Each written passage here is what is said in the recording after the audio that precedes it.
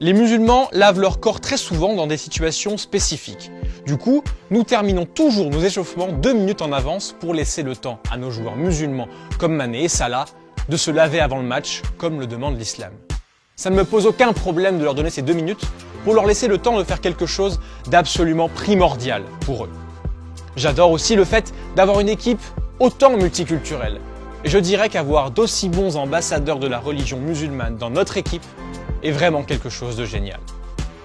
Salah est un modèle dans tant de domaines différents. C'est vraiment sympa de l'avoir. Non seulement lui, mais aussi Sadio Mané, parce que les deux sont des musulmans qui vivent leur religion de la même manière. Dans un monde où ces choses-là sont très souvent discutées d'une manière dangereuse ou d'une manière où vous pensez qu'ils sont tous comme ceci ou tous comme cela, et nous savons que ce n'est pas vrai. C'est bien d'avoir quelqu'un autour de nous qui est plein de joie et plein d'amour. Oui, Jürgen Klopp a une nouvelle fois montré que c'était un coach et un homme absolument génial. L'entraîneur allemand aime profondément ses joueurs et les respecte plus que tout au monde. It's fantastic. It's exactly what we need in these times. That's how it is.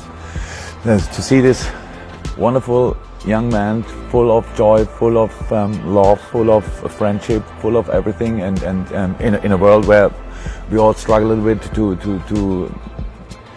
to understand all the things happening around on this planet. So, and it's just fantastic. It's fantastic to have him around.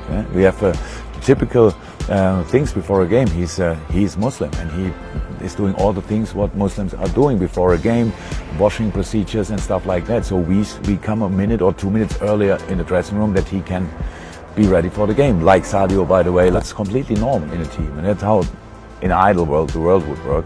En adoptant cette attitude, Klopp contribue à ramener la paix à Liverpool. Et oui, on est très sérieux, car comme l'a dit Jürgen, Mané et Salah sont de formidables ambassadeurs de l'islam.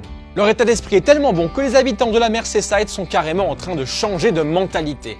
Depuis que Salah a rejoint Liverpool par exemple, la région résiste mieux à la criminalité. D'après une étude de l'université de Stanford, les crimes de haine ont en effet baissé de 19%. Et sur internet, les posts anti-islam ont même diminué de 50% du côté de la ville de Liverpool.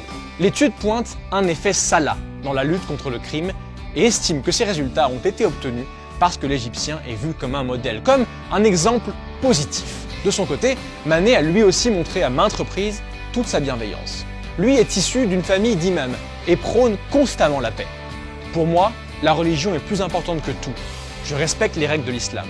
Le Sénégal est un pays avec 90% de musulmans et 10% de chrétiens. Et on vit en harmonie, comme des amis. Mon meilleur ami Luc est un chrétien et on vit une amitié sincère.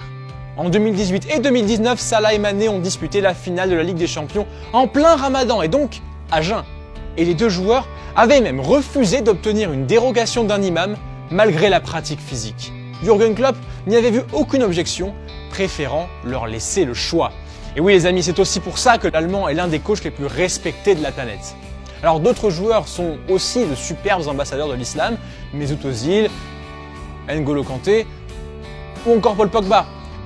Ces joueurs nous rappellent constamment que l'islam est une religion de paix et que l'on peut tous vivre ensemble en harmonie.